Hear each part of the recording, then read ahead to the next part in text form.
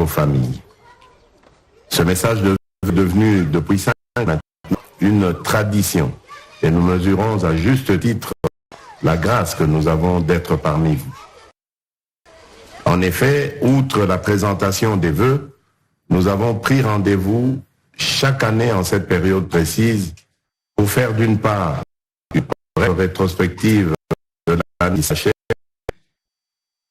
et d'autre part des projections pour l'année qui s'ouvre.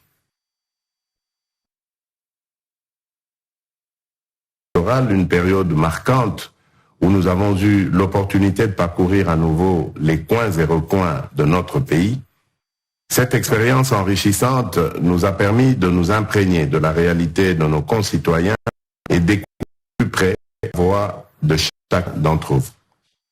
Bien au-delà de l'effervescence, les fêtes de fin d'année sont des moments qui nous invitent à la gratitude, à l'unité et à l'espérance. C'est pourquoi nous profitons également de cette opportunité pour vous exprimer toute notre profonde gratitude pour votre confiance, votre soutien et votre accompagnement manifesté à notre égard durant l'intégralité de ce quinquennat finissant. Cela a été pour nous une véritable source de motivation et de détermination. Dans cet élan, gardons ainsi l'espoir qu'en dépit des aléas de la vie, les jours meilleurs sont devant nous et il nous faut demeurer la tête haute, loin de toute compromission qui pourrait être fatale à l'avenir de nos familles et à notre vivre ensemble comme une nation. Cette année qui s'achève a aussi été une année de défis, tels que la persistance de cette guerre injuste au Nord Kivu qui nous est imposée par les ennemis de notre nation, ou encore le drame de Calais où des milliers de nos compatriotes ont été arrachés brutalement à la vie. Ainsi, nos pensées vont vers les victimes des massacres de Kishiché, Kizimba, Bambou, Bukombo, Tongo et Kalaké, ainsi que les milliers de déplacés internes de la partie orientale du pays. Nous saluons également la mémoire de nos vaillants compatriotes, filles et fils du pays, qui sont tombés armes à la main sur le champ de bataille pour la défense de notre intégrité territoriale. La patrie vous sera à jamais reconnaissante. Soyez rassurés que notre détermination reste forte afin de débarrasser et de prémunir notre patrie de ces situations de nature à déstabiliser sa paix et son développement. Chers frères et sœurs, cette année 2023 a été marquée par des moments de joie et de fierté lorsque nous avons vu nos vœux se réaliser. Nous avions en effet émis le vœu l'année dernière de voir la visite du pape François se réaliser dans de bonnes conditions et Dieu merci, tout s'est bien passé et c'est fait une bénédiction pour nous.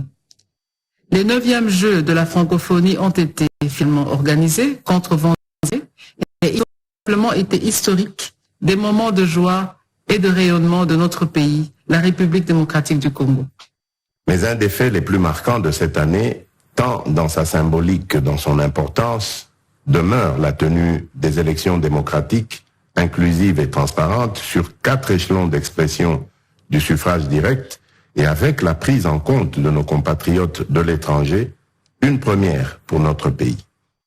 Malgré les défis évidents, elles se sont réalisées dans les délais prévus. Ces élections, qui sont toujours un moment où notre jeune démocratie est mise à l'épreuve, contribuent à forger notre caractère en tant que République et à solidifier nos liens comme peuple. Tant des résultats, je tiens à rappeler qu'au-delà de nos différences, nous devrions en ressortir encore plus forts en tant que nation, autour d'un Congo plus résilient, plus uni et indivisible. C'est ici pour nous l'occasion de saluer avec un vibrant hommage le feu démocratique qui nous anime en reconnaissant la résilience dont nous avons fait montre pour exercer notre devoir citoyen en tant que souverain premier. L'année 2024 verra sans aucun doute le début d'un mandat de 5 ans pour les élus à différents niveaux de responsabilité.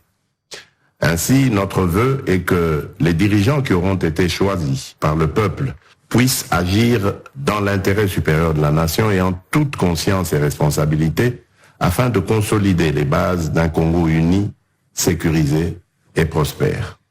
2023 est une année où nous avons vu notre jeunesse entreprenante challenger le statu quo, faire briller notre culture et prouver que même avec des instruments rudimentaires, le génie congolais n'a pas de limites.